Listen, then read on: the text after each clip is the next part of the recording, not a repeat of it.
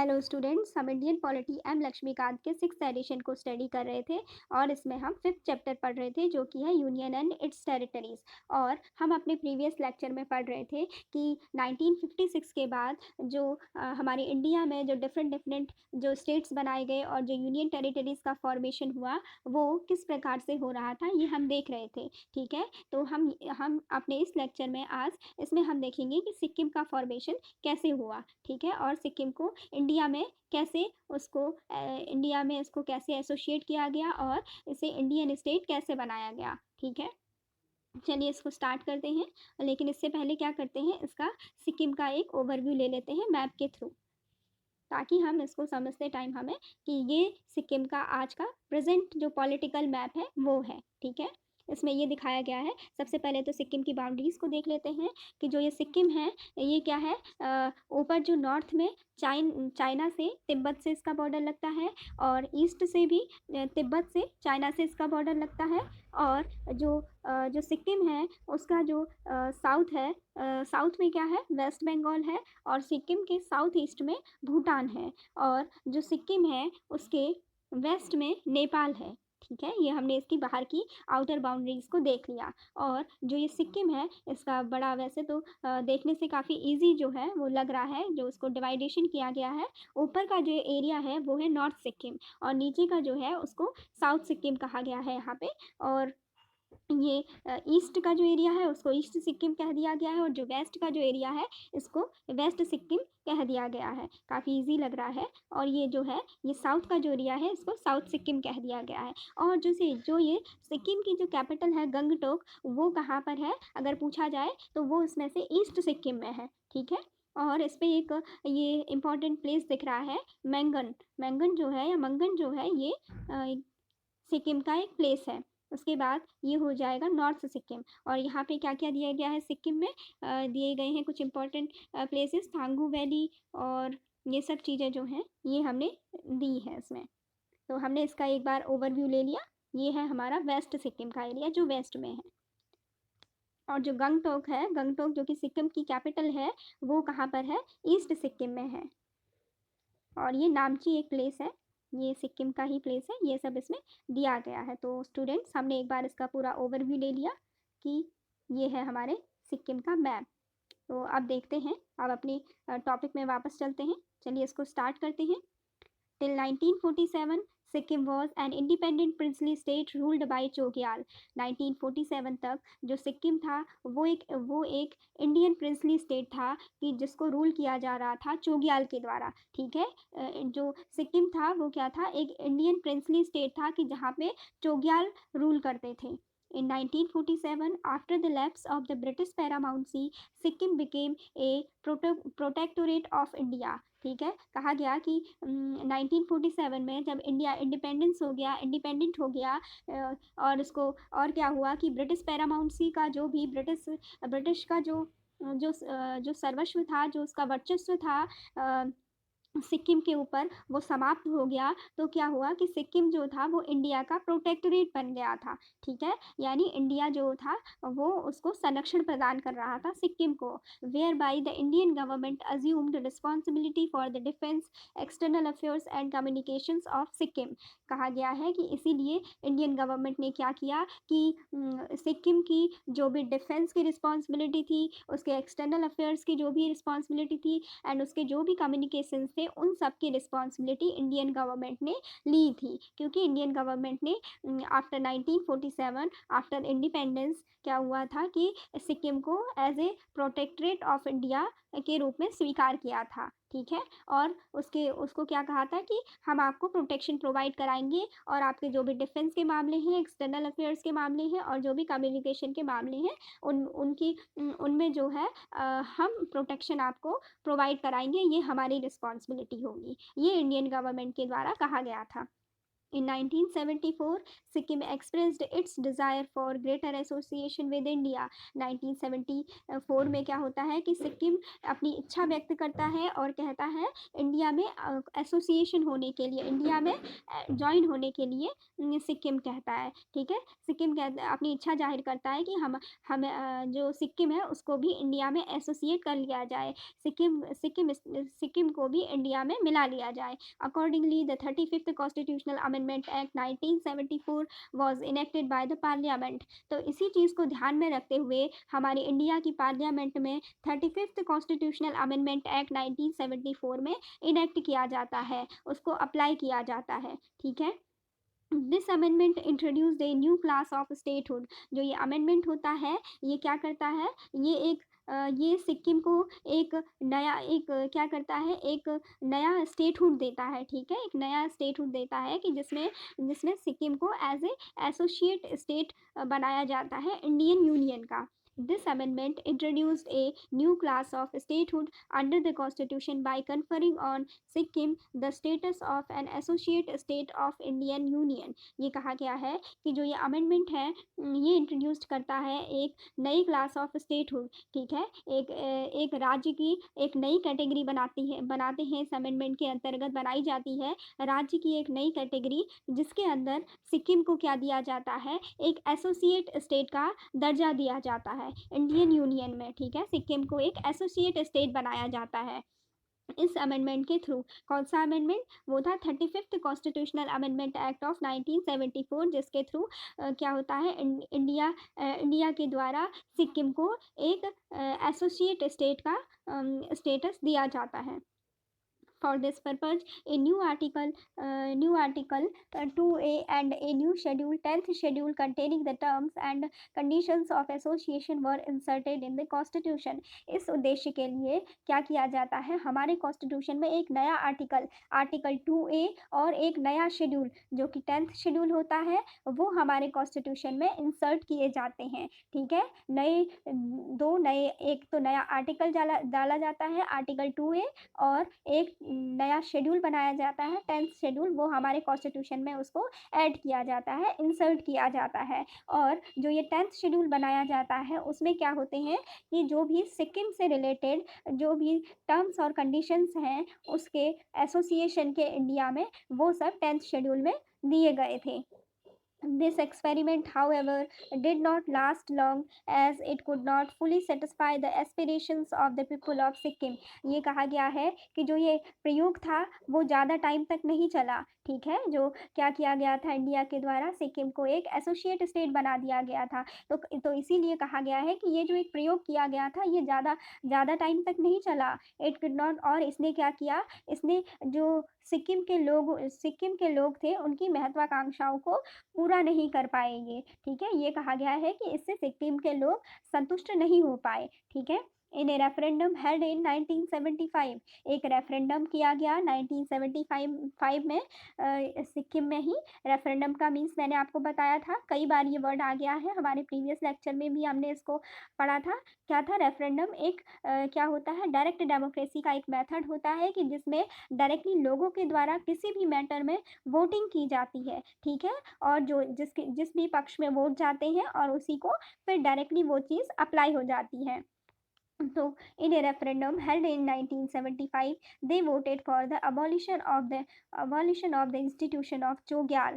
ठीक है, कहा गया है कि सिक्किम में क्या किया गया, 1975 में एक रेफरेंडम किया गया, यानी एक जनमत संग्रह किया गया कि जिसमें सिक्किम के लोगों ने, जो कि वहाँ पे चोग्याल का शासन था, उसके अबॉलिशन के लिए, उसको समाप्त करने के लिए उन्होंने वोट किया। ठीक है, उसके लिए उन्होंने मतदान किया कि हमारे सिक्किम में से अब चोग्याल के शासन को समाप्त कर देना चाहिए। And Sikkim becoming an integral part of India, और सिक्किम, इसके बाद क्या हुआ, सिक्किम इंडिया का एक इंटीग्रल पार्ट बन गया। ठीक है, Consequently, the 36th Constitutional Amendment Act 1975 was enacted to make Sikkim a full-fledged state of the Indian Union, the 22nd state। ये कहा गया है कि इसके साथ ही जो हमारे कॉन्स्टिट्यूशन में क्या किया गया, कि सिक्किम को एक फुल फ्लेज्ड स्टेट का दर्जा देने के लिए हमारे कॉन्स्टिट्यूशन में 36 कॉन्स्टिट्यूशनल अमेंडमेंट एक्ट किया गया 1975 में,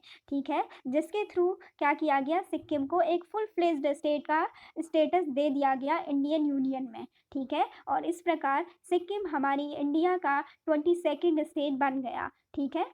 This amendment amended the first and fourth schedules to the condition to the constitution and added a new article 371F to provide for certain special provisions with respect to the administration of Sikkim. ये कहा गया है कि जो ये 36 constitutional amendment act किया था 1975 में, उसने जो कि हमारे कॉन्स्टिट्यूशन का जो फर्स्ट शेड्यूल है और जो फोर्थ शेड्यूल है उसमें भी कुछ अमेंडमेंट किए थे, ठीक है, हमारे कॉन्स्टिट्यूशन के फर्स्ट शेड्यूल और फोर्थ शेड्यूल को भी अमेंड किया था। और क्या किया था, हमारे कॉन्स्टिट्यूशन में एक नया आर्टिकल 371F को ऐड किया था, ठीक है, किस चीज़ के लिए किया था, to provide for certain special provisions with respect to the administration of Sikkim, ताकि क्या किया जा सके, उसमें जो आर्टिकल 370F इसलिए बनाया गया कि आर्टिकल 371 को ऐड किया गया क्योंकि उसमें क्या किया गया कि उसमें सिक्किम से रिलेटेड सिक्किम का जो भी एडमिनिस्ट्रेशन है वो किस प्रकार से चलाया जाएगा, उसके लिए सारे प्रोविजंस उस आर्टिकल 370F में दिए गए थे, ठीक है। It also repealed Article 2A and the 10th schedule that were added by the 35th Amendment Act of 1974। और ये कहा गया है कि जो ये 36th कॉन्स्टिट्यूशनल अमेंडमेंट एक्ट था 1975 का, इसके थ्रू क्या किया गया कि जो आर्टिकल 2A और जो 10th शेड्यूल हमारे कॉन्स्टिट्यूशन में ऐड किया गया था 35th अमेंडमेंट एक्ट ऑफ 1974 के थ्रू, जिसमें कि ये कहा गया था कि सिक्किम को क्या बनाया जाएगा, इंडियन यूनियन का एक एसोसिएट स्टेट बनाया जाएगा। इसको क्या कर दिया गया, इसमें आज जो कि आर्टिकल 2A और आर्टिकल उसके लिए जो 10th शेड्यूल डाला था उन दोनों को ही रिपील कर दिया गया, हमारे कॉन्स्टिट्यूशन से हटा दिया गया, ठीक है, ये कहा है, उसके प्रभाव को खत्म कर दिया गया। और जो आर्टिकल 371F है अब उसके ही जो भी इफेक्ट होंगे उसके प्रोविजंस को ही सिक्किम के एडमिनिस्ट्रेशन के लिए कंसीडर किया गया। और आर्टिकल 2A और जो 10th शेड्यूल जो कि 35th अमेंडमेंट एक्ट ऑफ 1974 के थ्रू बनाए गए थे उनको रिपील कर दिया गया, उनको हमारे कॉन्स्टिट्यूशन से डिलीट कर दिया गया।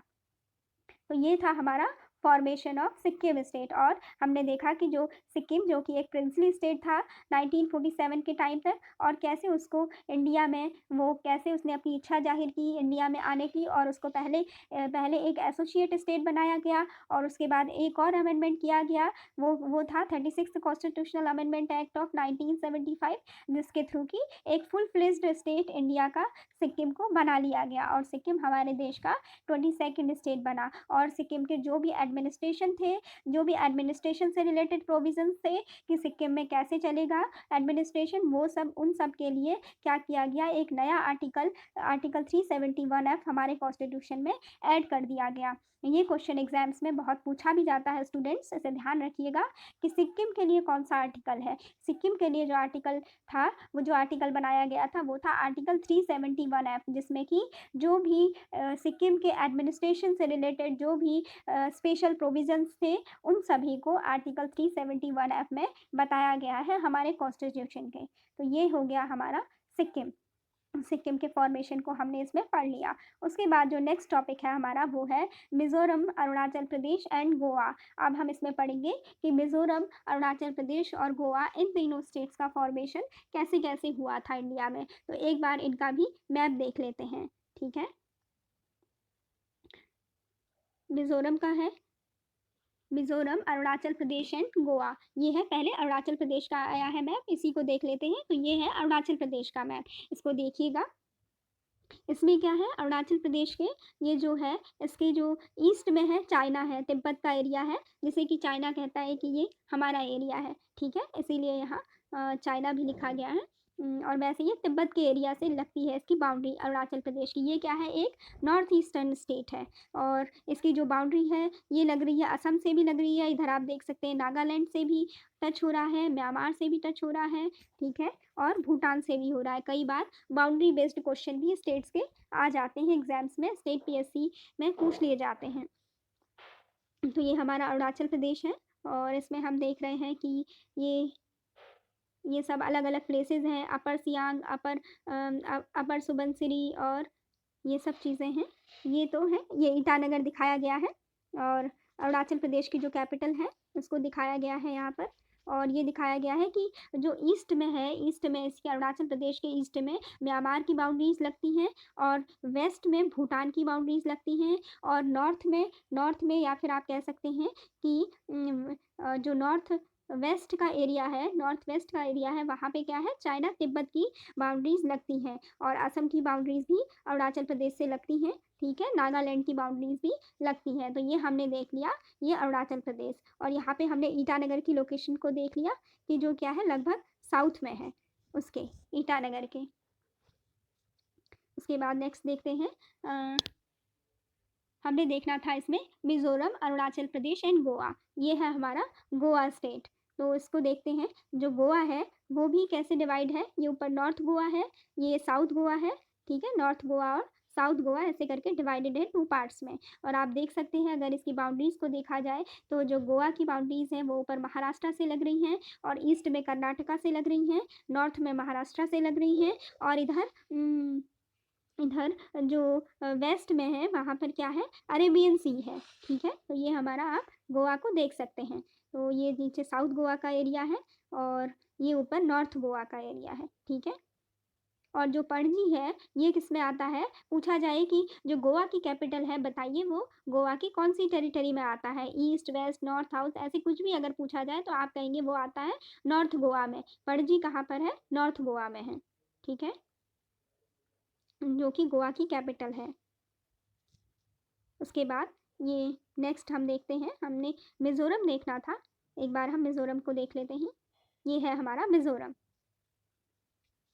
मिज़ोरम को देखते हैं कि पहले सबसे पहले इसकी आउटर बाउंड्रीज़ को देख लेते हैं कि ईस्ट में क्या है, मिज़ोरम के ईस्ट में जो ईस्ट बाउंड्रीज़ हैं वो किससे लगती हैं, म्यांमार कंट्री से लगती हैं और जो वेस्ट की बाउंड्रीज़ हैं वो बांग्लादेश से लगती हैं और ये बताया गया है। और जो ऊपर जो नॉर्थ ईस्ट है वहाँ पे जो ये क्या है, जो हमारा मिज़ोरम है इसकी जो बाउंड्रीज़ हैं वो मणिपुर से लगती हैं, ठीक है? ये हमने देख लिया। और ऊपर नॉर्थ में इसकी जो बाउंड्री है वो लगती है मिज़ोरम की आसाम से, ये आप देख रहे होंगे ऊपर नॉर्थ में आसाम से, नॉर्थ वेस्ट में, ठीक है? और जो जो वेस्ट में जो बाउंड्री लग रही है इसकी वो लग रही है त्रिपुरा से। और ठीक, तो ये हो गया हमारा मिज़ोरम का मैप जिसे हमने एक बार देख लिया। और जो मिज़ोरम की जो कैपिटल है ऐज़वाल, ठीक है? ये आप देख सकते हैं, ये है ऐज़वाल जो है वो ऊपर लगभग नॉर्थ में ही है इसके। साहिया ये इसके प्लेसेस हैं और ये आप इसको देख सकते हैं। ये है एक बार पूरा मैप मिज़ोरम का और हमने इसकी बाउंड्रीज़ को डिस्कस कर लिया। चलिए हम अब अपने टॉपिक में चलते हैं। हमने मिज़ोरम का भी पूरा पॉलिटिकल मैप देख लिया और हमने अरुणाचल प्रदेश का भी मैप देख लिया और ये गोवा, नॉर्थ गोवा और साउथ गोवा जिसमें हमने पढ़ा था कि जो इसकी कैपिटल है पणजी वो नॉर्थ गोवा में है। और अरुणाचल प्रदेश को भी हमने पूरा एक बार डिस्कस कर लिया, ठीक है? अरुणाचल प्रदेश का जो ईटानगर है वो भी हमने ये देख लिया, ठीक है? उसके बाद हम अपना टॉपिक में आगे बढ़ते हैं। चलिए, Mizoram, Arunachal Pradesh, and Goa. In 1987, three new states of Mizoram, Arunachal Pradesh, and Goa came into being as the 23rd, 24th and 25th states of the Indian Union respectively. ये कहा गया है कि 1987 में जो ये तीन नए स्टेट्स थे, ठीक है, जो 1987 में तीन नए स्टेट्स बने हमारे इंडिया के, ठीक है, जो कि जिसमें कि कौन कौन थे, मिज़ोरम, अरुणाचल प्रदेश और गोवा जो बने थे। जो इसमें जो जो मिज़ोरम बना था वो हमारी इंडियन यूनियन का 23rd स्टेट बना था, अरुणाचल प्रदेश इंडियन यूनियन का 24th स्टेट बना था और जो गोवा बना था वो इंडिया का 25th स्टेट बना था, ठीक है? The union territory of Mizoram was conferred the status of a full state as a sequel to the signing of a memorandum of settlement Mizoram peace accord in 1986 between the central government and the Mizo national front. ये कहा गया है कि जो मिज़ोरम की जो union territory थी उसको भी एक क्या कर दिया गया, एक फुल स्टेट का दर्जा दे दिया गया। किसके थ्रू, कि इसके लिए क्या हुआ कि जो इंडियन सेंट्रल गवर्नमेंट थी और जो मिज़ोरम के जो मिज़ो नेशनल फ्रंट थे और मिज़ो नेशनल फ्रंट था, उसने उनने क्या करा, आपस में एक मेमोरेंडम ऑफ सेटलमेंट जो कि मिज़ोरम पीस अकॉर्ड कहलाया 1986 में, उसको साइन किया। और उसके थ्रू क्या हुआ कि मिज़ोरम जो कि पहले यूनियन टेरिटरी थी, उसको एक फुल स्टेट का स्टेटस दे दिया गया, ठीक है?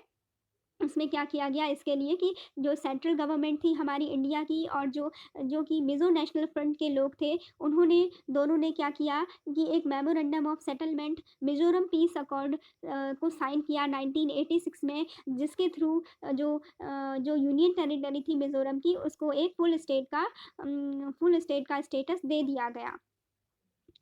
उसके बाद एंडिंग द और इसको साइन करने के साथ ही क्या हुआ, ending the 2 decade old insurgency, यानी जो लगभग 2 दशकों से जो एक क्या था, एक राजद्रोह का वो चल रहा था, ठीक है? जो एक देशद्रोह का वो चल रहा था उसके ऊपर, कि जो था काफ़ी अशांति मिज़ोरम में बनी हुई थी। तो इस अकॉर्ड के साइन करने के बाद क्या हुआ कि यूनियन टेरिटरी को स्टेट में बना दिया गया और ये विवाद भी जो कि 2 दशकों से चला आ रहा विवाद था, वो भी क्या हो गया, समाप्त हो गया। Arunachal Pradesh had also been a union territory from 1972, और जो अरुणाचल प्रदेश था वो 1972 से क्या था, एक यूनियन टेरिटरी बना हुआ था, ठीक है?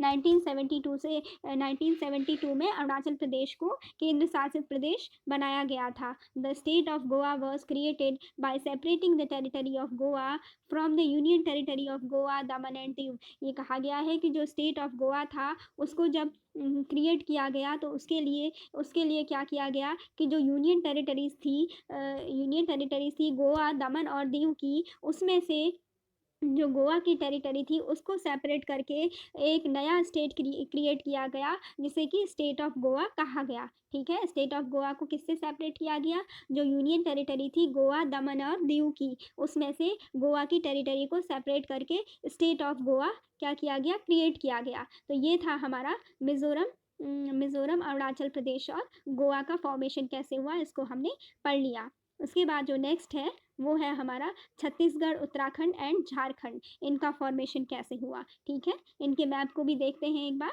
तो लेकिन पहले थोड़ा-सा पढ़ लेते हैं इसको। ये छत्तीसगढ़, उत्तराखंड और ये झारखंड बने थे, ये तीनों ही स्टेट 2000 में बने थे, ठीक है?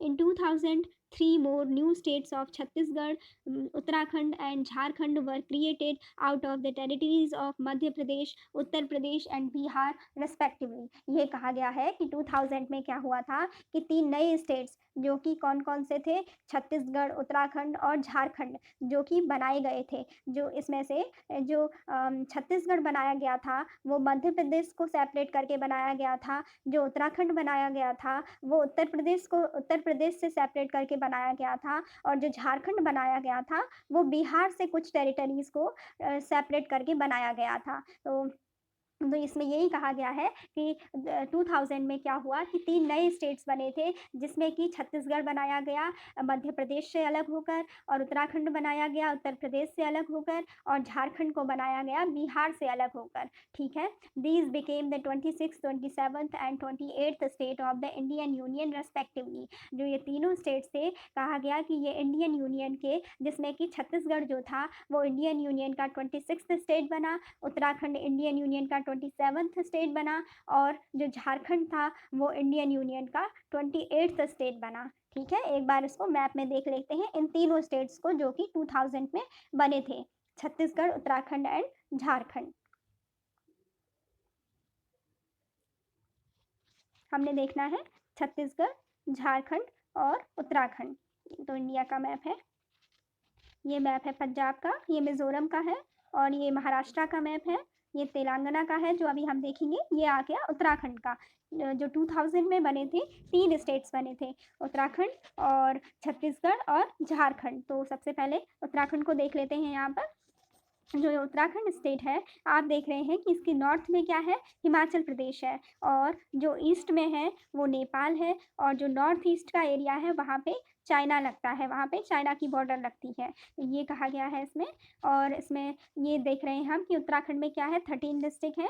सबसे ऊपर क्या है, उत्तरकाशी है, और उसके बाद रुद्रप्रयाग है, टिहरी गढ़वाल है, ये देहरादून है। जो देहरादून है ये क्या है, उत्तराखंड की कैपिटल है, इसको ध्यान से देख लीजिएगा। और उसके बाद हरिद्वार है, ठीक है। और ये जो है उत्तराखंड है उसके जो वेस्ट में है, जो साउथ वेस्ट आप एक तरीके से कह सकते हैं, तो वहाँ पर क्या, वहाँ पर उत्तर प्रदेश की बाउंड्रीज लगती हैं, ठीक है, साउथ वेस्ट में।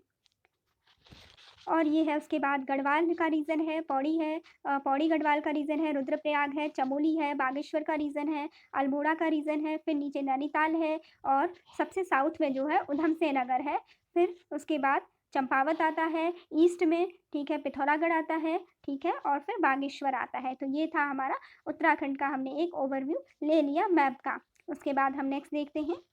नेक्स्ट है हमारा झारखंड, ठीक है, इसको हम देखते हैं। ये नेक्स्ट जो है ये है हमारा बिहार का मैप है। ये हमें देखना है झारखंड का map.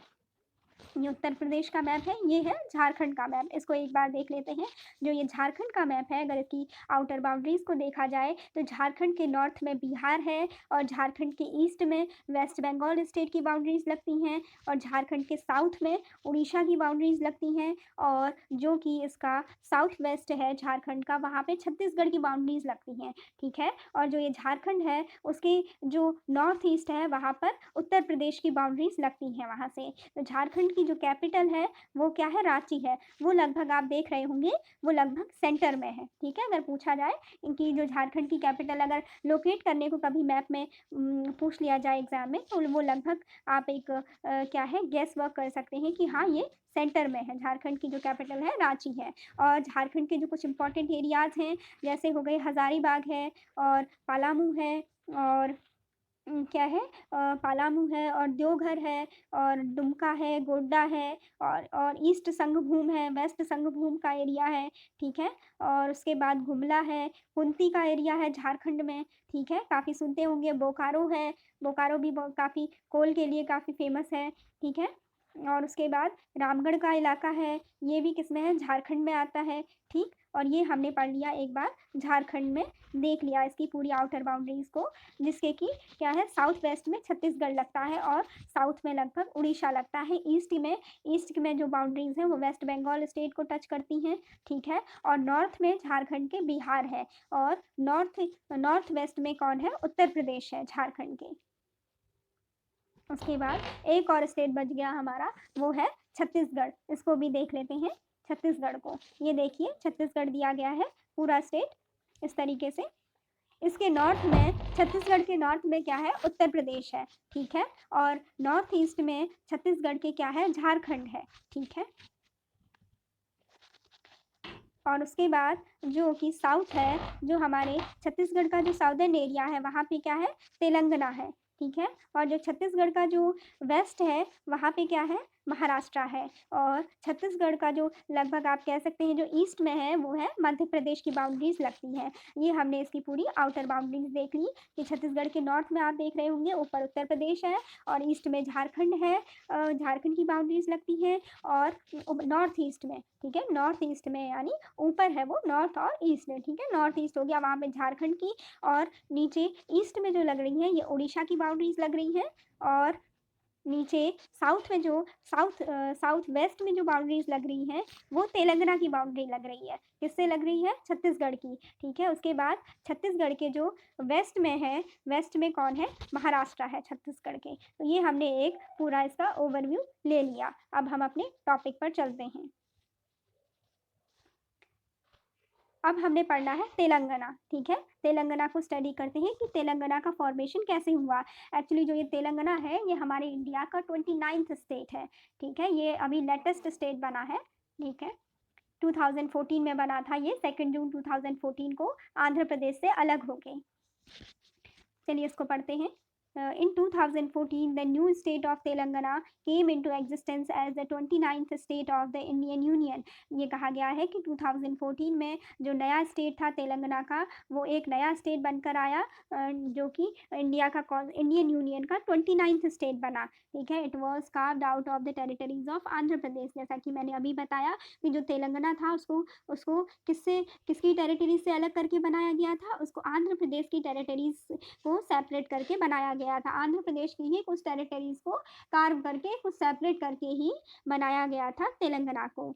The Andhra State Act 1953 formed the first linguistic state of India known as the state of Andhra। ये है कि जो आंध्रा स्टेट एक्ट 1953 था, उसके थ्रू क्या हुआ कि जो स्टेट ऑफ आंध्रा था उसको हमारी इंडिया का पहला लिंग्विस्टिक स्टेट बनाया गया। ठीक है, 1953 में by taking out the Telugu speaking areas from the state of Madras, now Tamil Nadu.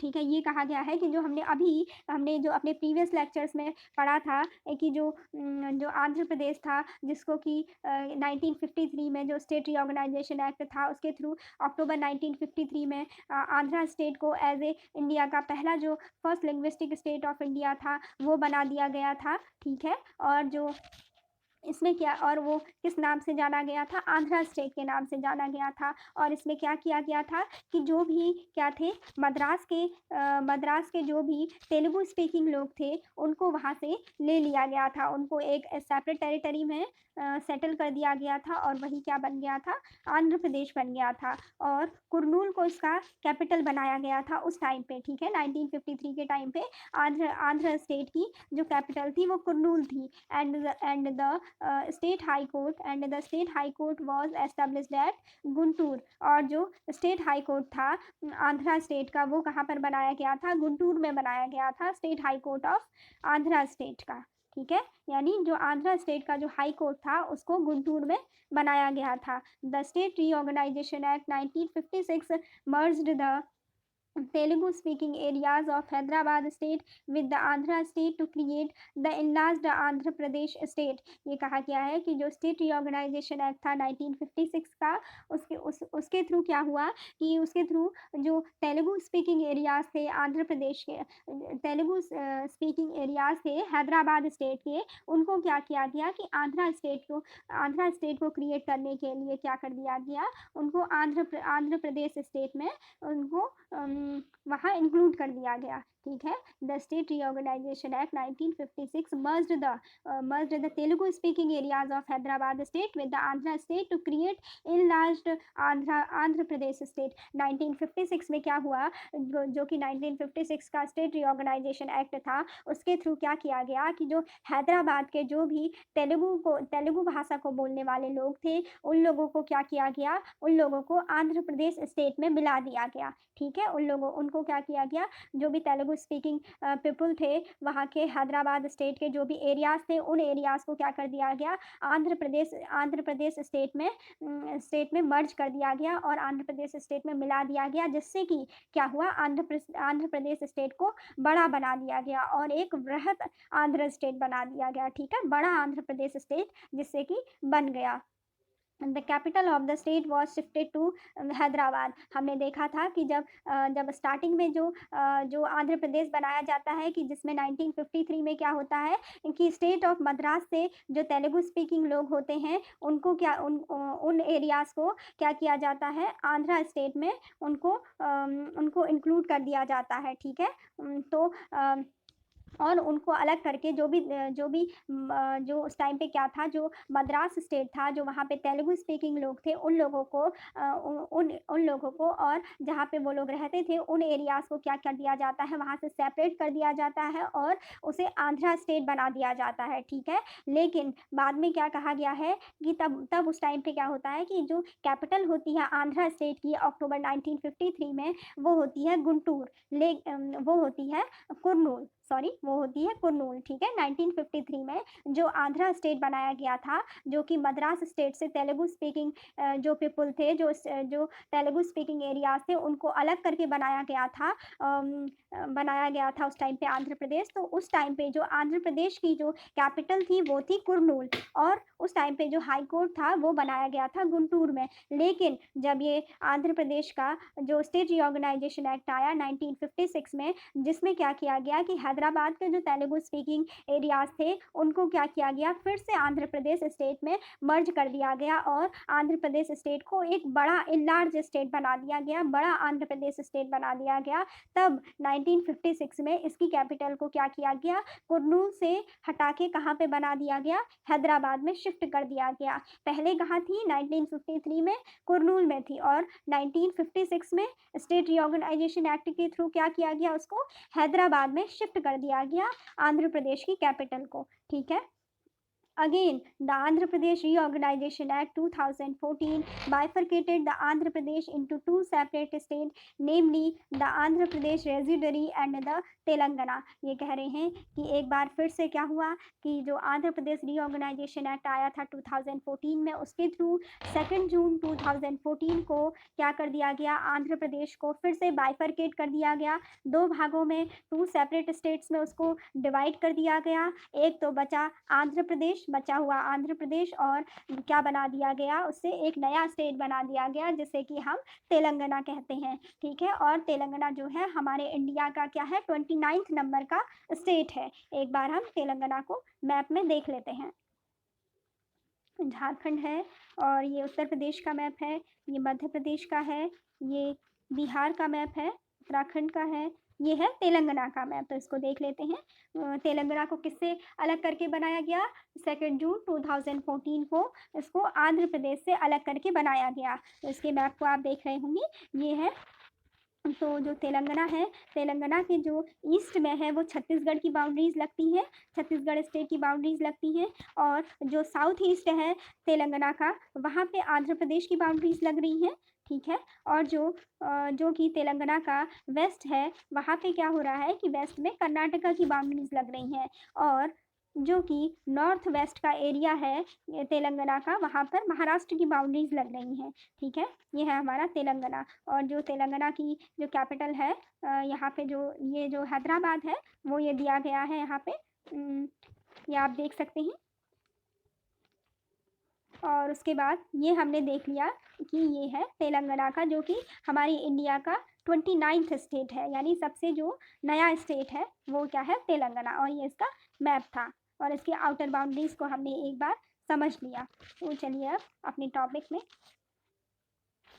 और अब हमें पढ़ना है जो हमारे जो लेटेस्ट जो 2019 में जो हमारा एक एक्ट आया था जम्मू एंड कश्मीर स्टेट के लिए, कि जिसके through Jammu and Kashmir state को क्या कर दिया गया, बाइफरकेट कर दिया गया, और अब उसे क्या कर दिया गया है, यूनियन टेरिटरी बना दिया गया है। जम्मू एंड कश्मीर एंड लद्दाख, इसको पढ़ते हैं। Till 2019, the erstwhile state of Jammu and Kashmir had its own constitution। ये कहा गया है कि 2019 तक जो भूतपूर्व state of Jammu and Kashmir था उसका अपना कॉन्स्टिट्यूशन था, ठीक है। जो state of the Jammu and Kashmir था, जो कि फॉर्मर स्टेट था, ठीक है, उसका अपना कॉन्स्टिट्यूशन था, और उसको हमारे कॉन्स्टिट्यूशन ऑफ इंडिया में क्या था, आर्टिकल 370 के तहत क्या दिया गया था, एक स्पेशल स्टेटस दिया गया था, ठीक है। और जिसको कि स्पेशल स्टेटस दिया गया था, जो कि उसके द्वारा उसका वो लाभ दिया जा रहा था, ठीक है।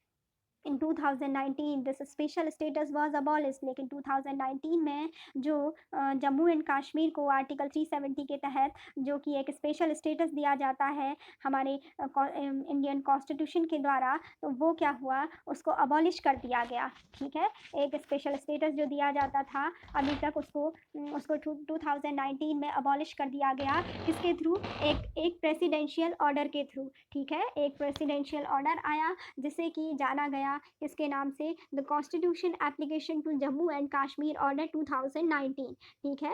इस नाम से एक प्रेसिडेंशियल ऑर्डर आया 2019 में, जिसने कि इसके स्पेशल स्टेटस को, जो कि आर्टिकल 370 के अंतर्गत जम्मू एंड कश्मीर के को प्रोवाइड किया कराया जाता था, उसको अबॉलिश कर दिया गया, उसको समाप्त कर दिया गया। और ये जो प्रेसिडेंशियल ऑर्डर था, इसका नाम था the constitution application to Jammu and Kashmir order 2019।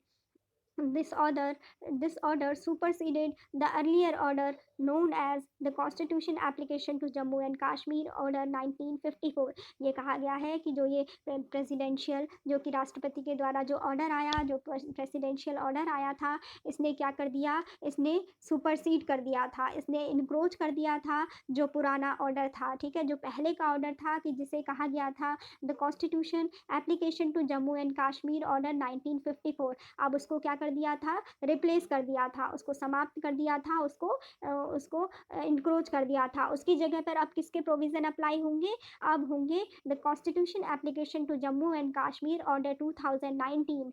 इसके इस प्रेसिडेंशियल ऑर्डर के सभी प्रोविजंस को लागू किया जाएगा, और जो पुराना ऑर्डर था, जो पहले का ऑर्डर था the constitution application to Jammu and Kashmir order 1954, उसको समाप्त कर दिया जाएगा, ठीक है।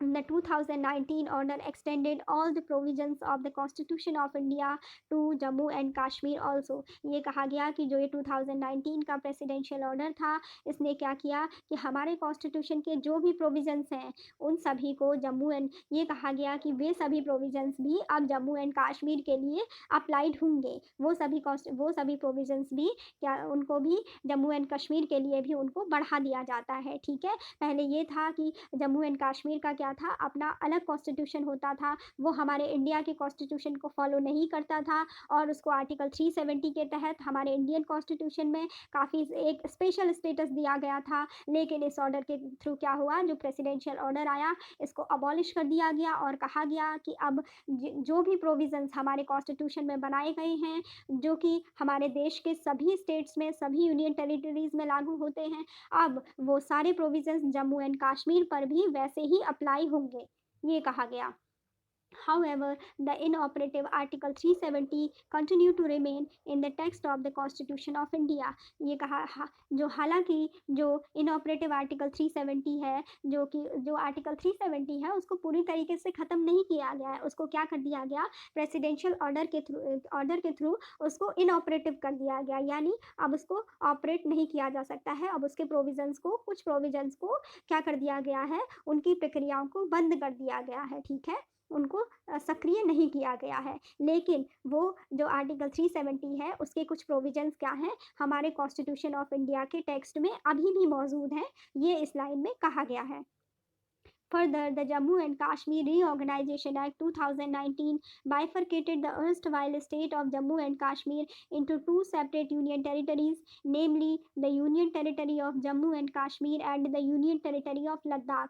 ये कहा गया है कि जो Jammu and Kashmir reorganisation act था 2019 का, उसने क्या किया कि जो भूतपूर्व स्टेट था, जो फॉर्मर स्टेट था जम्मू एंड कश्मीर को, उसको क्या किया, दो सेपरेट यूनियन टेरिटरीज में बाइफरकेट कर दिया, दो सेपरेट यूनियन टेरिटरीज में डिवाइड कर दिया, जिसमें कि एक थी union territory of Jammu and Kashmir और दूसरी थी यूनियन टेरिटरी ऑफ लद्दाख, ठीक है। इसको हम अभी मैप में देखेंगे, पहले इसको पढ़ लीजिए। The union territory of Jammu and Kashmir comprises all the districts of the erstwhile state of Jammu and Kashmir except the Kargil and Leh districts which have gone to the Union Territory of Ladakh। ये कहा गया है कि जो union territory of Jammu and Kashmir है, उसमें क्या था कि उसमें जो पहले भूतपूर्व या जो farmer state of Jammu and Kashmir था, उसके सारे स्टेट्स आते थे, आएंगे सिर्फ दो स्टेट्स को छोड़कर। कौन से दो स्टेट्स, कारगिल और लेह को छोड़कर, ठीक है। सारे स्टेट्स आएंगे जो कि पहले जम्मू एंड कश्मीर राज्य में आते थे, वो सभी स्टेट्स के आएंगे, अभी भी Jammu and Kashmir union territories में आएंगे, लेकिन उसमें क्या होगा, उसमें दो स्टेट्स को छोड़ा जाएगा, किनको, कारगिल और लेह डिस्ट्रिक्ट को, क्योंकि ये जो कारगिल और लेह डिस्ट्रिक्ट है, ये किसका पार्ट बनेंगे, ये पार्ट बनेंगे यूनियन टेरिटरी ऑफ लद्दाख। तो आप समझ सकते हैं कि जो लद्दाख यूनियन टेरिटरी है, उसके जो दो डिस्ट्रिक्ट होंगे वो कौन से हैं, कारगिल एंड लेह डिस्ट्रिक्ट, और बाकी बचे हुए जो भी जितने भी जम्मू एंड कश्मीर के जो भी डिस्ट्रिक्ट्स थे वो सब के सब किस में आएंगे, union territory of Jammu and Kashmir में। और यूनियन टेरिटरी ऑफ लद्दाख में क्या आएंगे, Kargil and Leh district. Thus, the number of states and union territories increased from 14 and 6। ठीक है, ये कहा गया है कि जो नंबर ऑफ स्टेट्स थे 14 एंड 6 इन 1956, ये कहा गया है कि हमारे जो स्टेट में, हमारे देश में जो 1956 का जो स्टेट रीऑर्गेनाइजेशन एक्ट था उसके थ्रू उस टाइम पे हमारे देश में 14 स्टेट्स थे और 6 यूनियन टेरिटरीज थी 1956 में। लेकिन प्रेजेंटली इस टाइम पे हमारे कॉन्स्टिट्यूशन में या हमारे देश में कितने राज्य हैं, 28 स्टेट्स हैं और 8 यूनियन टेरिटरीज इस टाइम पे हमारे इंडिया में एग्जिस्ट करते हैं। तो अब हम अपनी मैप में एक बार इसको देख लेते हैं, जम्मू एंड कश्मीर को। इसका बाइफर्केशन हमको देखना है, हमने पूरा पढ़ लिया है, बस मैं आपको एक बार शो कर दे रही हूँ ताकि आपके माइंड में थोड़ा सा बना रहे। तो ये था कि proposed union territories of Jammu and Kashmir and Ladakh, ये जो था, ये जो अब बाइफर्केट हो गई है, पहले पूरा एक जम्मू एंड कश्मीर था, अब आप देख रहे होंगे ये लद्दाख का एरिया है जो कि अब एक अलग से यूनियन टेरिटरी बन गया है, और ये जम्मू एंड कश्मीर का एरिया है, ये आप मैप में देख सकते हैं। और उसके बाद ये एक और है, इन ब्रीफ ये union territory of Jammu and Kashmir and Ladakh, ये जो है ये लद्दाख का एरिया है, यूनियन टेरिटरी ऑफ लद्दाख, जिसमें कि असेंबली नहीं है, विदाउट असेंबली। और जो ये जम्मू एंड कश्मीर है, जम्मू एंड कश्मीर में क्या है, जम्मू एंड कश्मीर ये भी यूनियन टेरिटरी है जम्मू एंड कश्मीर की, लेकिन इसमें क्या है, असेंबली है, विद असेंबली। ठीक है, और ये एरिया बताया गया है, ये तो आप देख सकते हैं कि जो लद्दाख की जो पॉपुलेशन है वो है 2.74 लाख, और जो इसकी पॉपुलेशन है वो, ये वैसे इतना फैक्ट्स इतना इम्पोर्टेंट नहीं है, लेकिन फिर भी आप इसको देखिए, ये इसकी पॉपुलेशन है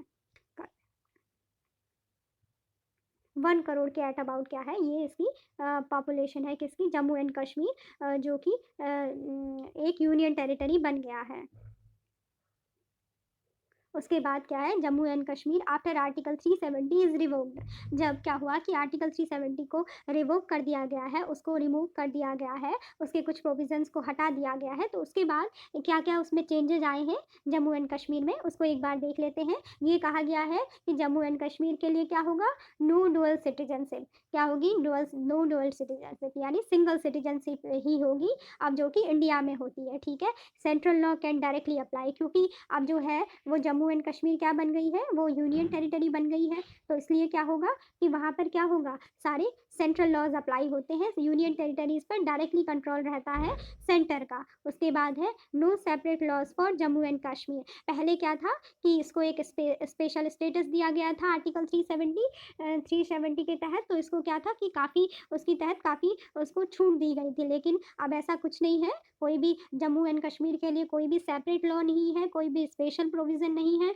जो भी प्रोविज़न्स हमारे इंडिया में, हमारे इंडिया की कॉन्स्टिट्यूशन में जो भी जितने भी स्टेट्स के लिए जो भी यूनियन टेरिटरीज पर अप्लाई होंगे, ठीक है, स्पेशली जो भी यूनियन टेरिटरीज पर अप्लाई होंगे, वो सारे प्रोविज़न्स अब Jammu and Kashmir union territory पर भी अप्लाई होंगे।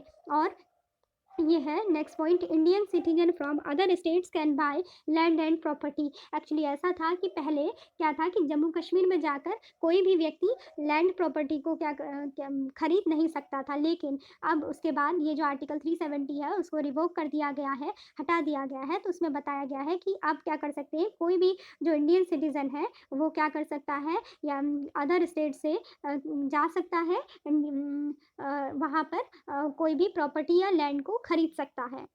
नो टू फ्लैग्स, अब कहा गया कि जम्मू एंड कश्मीर का अब अपना कोई भी अलग से राष्ट्रीय ध्वज नहीं होगा, जो इंडिया का राष्ट्रीय ध्वज है वही जम्मू कश्मीर का भी ध्वज होगा। ठीक है, नेशनल फ्लैग होगा।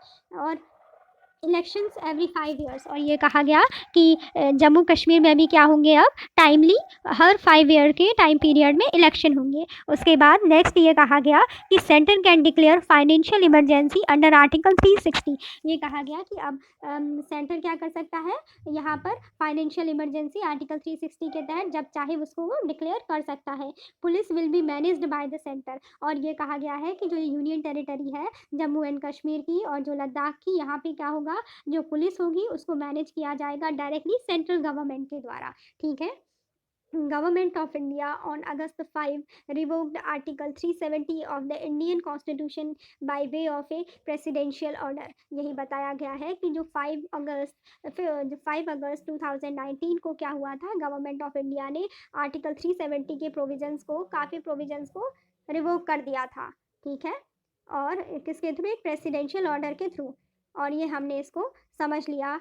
आई होप कि आप लोगों को काफ़ी अच्छे से ये समझ आया होगा, ठीक है। ये बस वही है कि ये लद्दाख का एरिया है और ये जम्मू कश्मीर का एरिया है। तो इसके बाद हमारा इस टॉपिक का हमारा ये पूरा चैप्टर फिनिश होता है। इसमें एक लास्ट टॉपिक बचा है, चेंज ऑफ नेम्स। इसको भी हम कंप्लीट कर लेते हैं। इसमें ये है कि the names of some states and union territories have also been changed. क्या बताया गया है कि क्या है कि कुछ स्टेट्स और जो हमारे देश की कुछ यूनियन टेरिटरीज थी, उनके जो नेम थे उनको भी क्या किया गया था, बदला गया था, कुछ नामों में चेंजेस किए गए थे। The United Provinces was the first state to have a new name. ये कहा गया था कि जो यूनाइटेड प्रोविंस था वो ऐसा पहला स्टेट था कि जिसने क्या किया, जिसने अपना एक नया नाम दिया, जिसने खुद को एक नया नाम दिया, यानी यूनाइटेड प्रोविंसेस का नाम चेंज किया गया, ठीक है। और इसको क्या कहा गया, it was renamed Uttar Pradesh in 1950। United province सबसे पहला जो स्टेट था हमारे देश में कि जिसका नेम चेंज किया गया वो था यूनाइटेड प्रोविंस, ठीक है। और यूनाइटेड प्रोविंस को रीनेम किया गया एज ए उत्तर प्रदेश, ठीक है। यूनाइटेड प्रोविंस को नाम दिया गया उत्तर प्रदेश का इन 1950 में यूनाइटेड प्रोविंस को उत्तर प्रदेश के नाम से जाना गया। तब से हम क्या बोलते हैं, यूनाइटेड प्रोविंसेस को अब हम उत्तर प्रदेश ही बोलते हैं। इन 1969 मद्रास वॉज रीनेम्ड तमिलनाडु। 1969 में मद्रास का नाम क्या हुआ, मद्रास का नाम चेंज किया गया और क्या किया गया, तमिलनाडु कर दिया गया। मद्रास को रीनेम्ड कर दिया गया और उसे क्या कहा गया, Tamil Nadu. Similarly in 1973 Mysore was renamed Karnataka. 1973 में मैसूर को क्या कर दिया गया, कर्नाटका, मैसूर का नाम चेंज करके कर्नाटका कर दिया गया। और उस इन द सेम ईयर, इसी ईयर यानी 1973 में ही जो लक्कादीप, मिनिकॉय एंड अमिनदीवी आइलैंड थे वर रीनेम्ड लक्षद्वीप। जो लक्कादीप, मिनिकॉय और अमनदीवी आइलैंड्स थे उनको एक नया नाम दिया गया, उनको कहा गया लक्षद्वीप। इन तीनों के ग्रुप को क्या नाम दे दिया गया, आइलैंड्स के ग्रुप को लक्षद्वीप दे दिया गया, ठीक है। ये क्या थी, यूनियन टेरिटरीज थी। लक्कादीप और मिनिकॉय एंड अमिनदीवी आइलैंड जो यूनियन टेरिटरीज थी उनको नया नाम दे दिया गया लक्षद्वीप।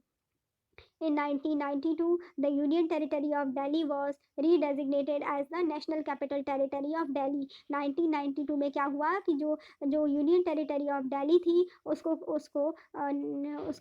क्या किस नाम से पुकारा गया, उसको कहा गया कि the national capital territory of Delhi, ठीक है। दिल्ली जो कि यूनियन टेरिटरी ऑफ दिल्ली थी उसको क्या कहा गया, उसको कहा गया national capital territory of Delhi के नाम से जाना जाने लगा। लेकिन क्या किया गया, जो दिल्ली है उसको एक फुल फ्लेज्ड स्टेट का दर्जा अभी भी नहीं दिया गया है, ठीक है। दिल्ली क्या है, अभी भी यूनियन टेरिटरी ही है। लेकिन दिल्ली को हम किस नाम से जानते हैं, दिल्ली को हम जानते हैं national capital territory of Delhi, जो कि 1992 में इसको ये नाम दिया गया, national capital territory of Delhi. by the 69th Constitutional Amendment Act of 1991, जो कि ये जो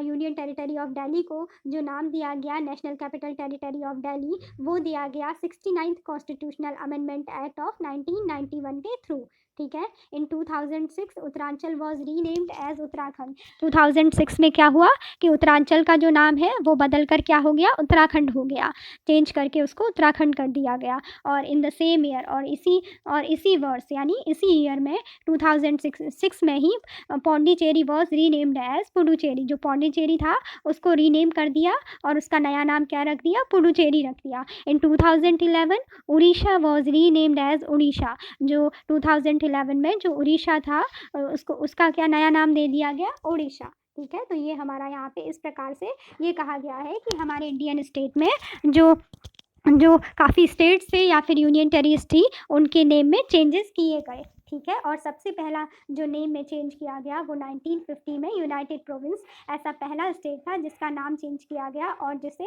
नाम दिया गया उत्तर प्रदेश 1950 में। ठीक है। उसके बाद मद्रास को रीनेम किया गया एज तमिलनाडु 1969 में। उसके बाद 1973 में मैसूर को नाम दिया गया कर्नाटका। ठीक है। और उसके बाद इसी इसी ईयर यानी 1973 में ही, सेम ईयर में ही, लक्काद्वीप, मिनिकॉय और अमनदीवी आइलैंड को रीनेम किया गया और उसे लक्षद्वीप के नाम से जाना गया। और 1992 में क्या हुआ कि जो यूनियन टेरिटरी ऑफ दिल्ली है उसको रीडेजिग्नेट किया, फिर से उसको क्या किस चीज़ का नाम दिया, उसको दिया national capital territory of Delhi. ठीक है। और ऐसा जो प्रोविज़न किया गया वो किया 69th constitutional amendment act of 1991 के थ्रू। जो यूनियन टेरिटरी ऑफ दिल्ली है उसको कहा गया national capital territory of Delhi. लेकिन जो दिल्ली है वो अभी भी क्या है, एक यूनियन टेरिटरी है, उसको क्या है, एक फुल फ्लेज्ड स्टेट का स्टेटस अभी भी नहीं दिया गया है। और उसके बाद हमने पढ़ा कि जो उत्तरांचल है उसका नाम उसका नाम 2006 में उसको रीनेम कर दिया गया और उसका क्या नाम हो गया, उत्तराखंड हो गया।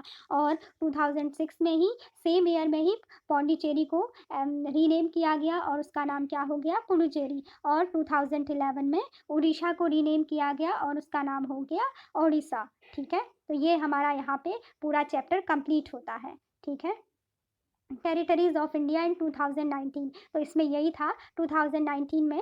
तो अब तो हम लेटेस्ट देखेंगे कि अभी कितने स्टेट्स हैं हमारे इंडिया में, बस ये है कि ये कितने स्टेट्स और कितने यूनियन टेरिटरीज हैं ये बताया गया है। तो अभी 2021 में अभी जो लेटेस्ट हैं वो स्टेट्स तो इतने ही हैं, 28 स्टेट्स यहाँ भी दिए गए हैं। 28 स्टेट्स हैं हमारे इंडिया में अभी भी, इस टाइम पे प्रेजेंटली भी। और जो यूनियन टेरिटरीज हैं, ये 2019 का डेटा है, इसमें कहा गया है कि 9 यूनियन टेरिटरीज हैं। लेकिन क्या हुआ, अभी 2019 में ही क्या हुआ कि जो ये दादरा एंड नागर हवेली है और जो ये दमन एंड दीव है, इन दोनों यूनियन टेरिटरीज को एक में मर्ज कर दिया गया है। तो इसीलिए अब 2020 के बाद क्या है कि जो यूनियन टेरिटरीज का नंबर हो गया है इंडिया में वो है टोटल 8 है। हमारे इंडिया में अब प्रेजेंटली 8 यूनियन टेरिटरीज हैं और जो स्टेट हैं वो कितने हैं, 28 स्टेट्स हैं। तो ये हमने पढ़ लिया और हमने देख लिया। उसके बाद एक ये टेबल दी गई है चैप्टर के लास्ट में, laws made by parliament under article 3 of the constitution. ठीक है। ये एक इंपॉर्टेंट टेबल दी गई है। इसमें बस यही है कि जो हमने इस पूरे चैप्टर में जितने भी रीऑर्गेनाइजेशन एक्ट थे, जितने भी स्टेट्स को रीऑर्गेनाइज किया गया, जितना भी मर्जर हुआ था, ये सारे एक्ट इसमें लिखे हुए हैं। ठीक है। तो इसको मैं अपने नेक्स्ट लेक्चर में करवा दूंगी, नेक्स्ट लेक्चर में इसको पूरा कंप्लीट करवा दूंगी। बाकी ये चैप्टर वैसे कंप्लीट हो गया है। और इसमें लास्ट में एक और टेबल दी गई है जिसमें कि है article related to union and its territories. ठीक है। ये बताया गया है आर्टिकल नंबर 1 में, जैसे कि आता है क्या सब्जेक्ट मैटर होता है, name and it's union territories. Article 2 जो है उसमें क्या होता है, एडमिशन और एस्टेब्लिशमेंट ऑफ न्यू स्टेट्स किया जाता है। जो आर्टिकल नंबर 2A है वो किसके लिए था, वो बनाया गया था सिक्किम के लिए, Sikkim to be associated with the union. लेकिन बाद में इसको क्या कर दिया गया, रिपील कर दिया गया था। ठीक है। इसको समाप्त कर दिया गया था। उसके बाद जो आर्टिकल 3 है उसमें क्या होता है, formation of new states and alteration of areas, boundaries और नेम्स ऑफ एग्जिस्टिंग स्टेट्स। जो हमने आर्टिकल 3 पढ़ा था कि इंडिया में अगर हम किसी भी नए स्टेट्स का फॉर्मेशन कर सकते हैं आर्टिकल 3 के थ्रू। ये क्या थी, पार्लियामेंट को ये पावर थी कि वो क्या कर सकती है, नए स्टेट का फॉर्मेशन कर सकती है और उसके एरियाज़ में चेंज कर सकती है, उसके एरियाज़ को इंक्रीज़ कर सकती है, किसी भी स्टेट के एरिया को डिक्रीज़ कर सकती है, और उसकी जो भी बाउंड्रीज़ हैं और उसके जो भी कोई एग्जिस्टिंग स्टेट है उसके नेम को भी चेंज कर सकती है। ये आर्टिकल 3 के अंदर हमने पढ़ा था। उसके बाद है आर्टिकल नंबर 4। ये जो आर्टिकल नंबर 4 है इसमें क्या था कि laws made under article 2 and article 3 to provide for the amendment of the first and the fourth schedule and supplemental, incidental and consequential matter. ये आर्टिकल 4 में हमने जो पढ़ा था कि जो भी लॉज बनाए जाएंगे आर्टिकल 2 और आर्टिकल 3 के अंडर, क्या है, उनके लिए क्या होगा, to provide for the amendment. ठीक है। उनके लिए क्या होगा, उनके लिए अमेंडमेंट किया जाएगा फर्स्ट एंड फोर्थ शेड्यूल में हमारे कॉन्स्टिट्यूशन के लिए। ठीक है। जो कि सप्लीमेंटल होंगे और जो भी इंसिडेंटल और कॉन्सिक्वेंशियल मैटर्स होंगे। तो यहाँ पे हमारा चैप्टर जो है 5th चैप्टर यहाँ पे कंप्लीट होता है। तो ये जो है, ये जो पूरी लिस्ट दी गई है, ये इस पूरे चैप्टर में जितने भी जो भी स्टेट्स का मर्जर हुआ है और जो भी रीऑर्गेनाइजेशन एक्ट है, उनका एक व्यू दिया हुआ है। इसको मैं आपको नेक्स्ट लेक्चर में कंप्लीट करवा दूँगी। बाकी ये चैप्टर कंप्लीट हो गया है और इसकी जो अदर टेबल्स थी, वो सब मैंने डिस्कस करा दी हैं, उनको हमने स्टडी कर लिया है। सिर्फ एक टेबल यही बची हुई है और इसको मैं नेक्स्ट लेक्चर में करा दूँगी। यह टेबल 5.5, ठीक है? तो यहाँ पर हमारा चैप्टर कंप्लीट होता है। आई होप स्टूडेंट्स कि आपको ये लेक्चर अच्छा लगा होगा, ठीक है? Thanks for watching.